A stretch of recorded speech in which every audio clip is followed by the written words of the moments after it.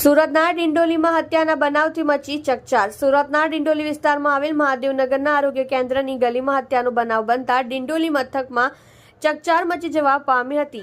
છાતીને ભાગે ઘાવ મારી યુવકની ઘાતકી હત્યા કરી દેવામાં આવતા સુરતની ડિંડોલી પોલીસ દોડતી થઈ હતી।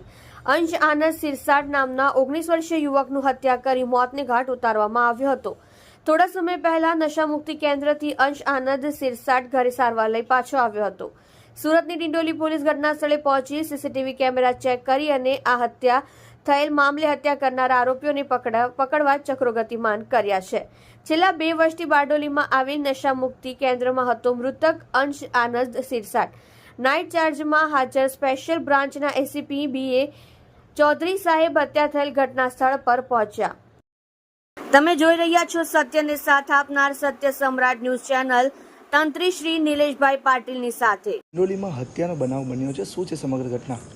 ડિંડોલી પોલીસ સ્ટેશન વિસ્તારમાં મહાદેવનગર 2 સોસાયટીમાં એક હત્યાનો બનાવ બન્યો છે। આ બનાવમાં અંશ નામના એક વ્યક્તિની હત્યા થઈ છે। એ અંશ અહીંયા એકાદ મહિનાથી આવ્યો હતો। પહેલાં એ બારડોલીમાં એક નશામુક્તિ કેન્દ્રમાં એડમિટેડ હતો એવી એ માહિતી પોલીસને આપવામાં આવી છે। પોલીસ આ બાબતે તપાસ કરી રહી છે કે એ કેટલો સમય ત્યાં એડમિટેડ હતો, ત્યાંથી આવન જાવન કરતો હતો કે ત્યાં સળંગ એડમિટેડ હતો।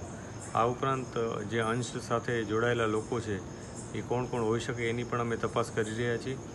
આ ઉપરાંત સીસીટીવી કેમેરા અને અન્ય જે ઇન્ફોર્મેશન હોય, ટેકનિકલ ઇન્ફોર્મેશન, તદુપરાંત અમે જે હ્યુમન રિસોર્સ અમારા હોય છે એના થકી અમે તપાસ કરી રહ્યા છીએ કે આમાં જે પણ સસ્પેક્ટ વ્યક્તિ હોય એની અમે આઈડેન્ટિફાઈ કરી અને પછી એની આગળની કાર્યવાહી કરવા પ્રયાસ કરી રહ્યા છીએ। પ્રાથમિક વિગતમાં કંઈ સામે આવ્યું? હાલમાં જે વિગત છે એ મુજબ આ વ્યક્તિ એકાદ મહિના પહેલાં બારડોલીમાં નશામુક્તિ કેન્દ્રમાં એડમિટેડ હતો અને ત્યાં ટ્રીટમેન્ટ લઈ રહ્યો હતો, પરંતુ ત્યાં સળંગ ટ્રીટમેન્ટ હતી કે અહીંયા આવતો જતો હતો એ અમે તપાસ કર્યા છે। એ સાથે એની સાથે લોકો કોણ કોણ જોડાયેલા હતા એ જગ્યાએ અને અહીંયા પણ કોણ એની સાથે એના મિત્રો હતા એની તપાસ અમે કરી રહ્યા છીએ।